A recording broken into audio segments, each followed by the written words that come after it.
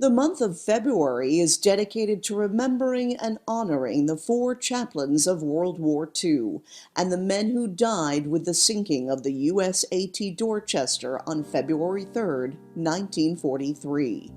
The luxury liner, converted to military transport ship, was crowded to capacity, carrying 902 servicemen, merchant seamen, and civilian workers.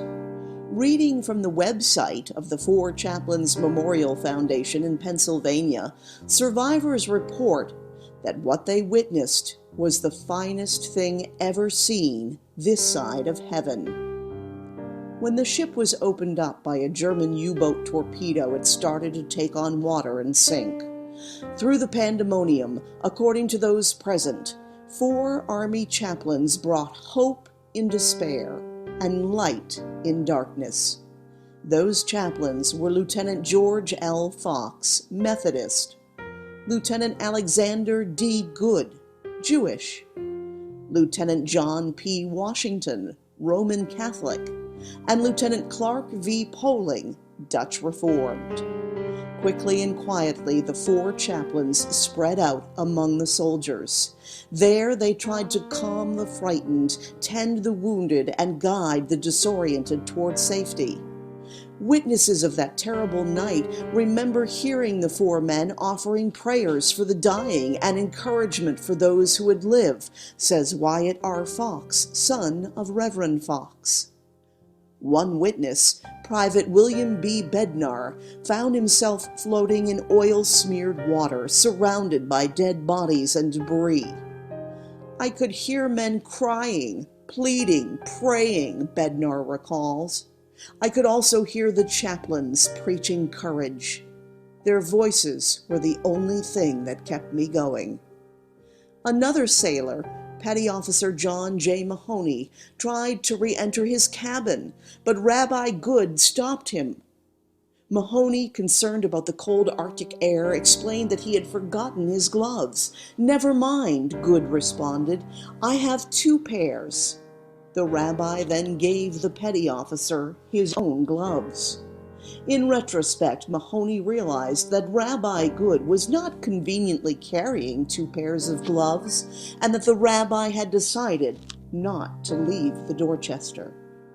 By this time, most of the men were topside, and the chaplains opened a storage locker and began distributing life jackets. It was then that engineer Grady Clark witnessed an astonishing sight. When there were no more life jackets in the storage room, the chaplains removed their own and gave them to 4 frightened young men. The altruistic action of the 4 chaplains constitutes one of the purest spiritual and ethical acts a person can make. When giving their life jackets, Rabbi Good did not call out for a Jew. Father Washington did not call out for a Catholic, nor did the Reverends Fox and Poling call out for a Protestant. They simply gave their life jackets to the next man in line. As the ship went down, survivors in nearby rafts could see the 4 chaplains, arms linked and braced against the slanting deck. Their voices could also be heard, offering prayers.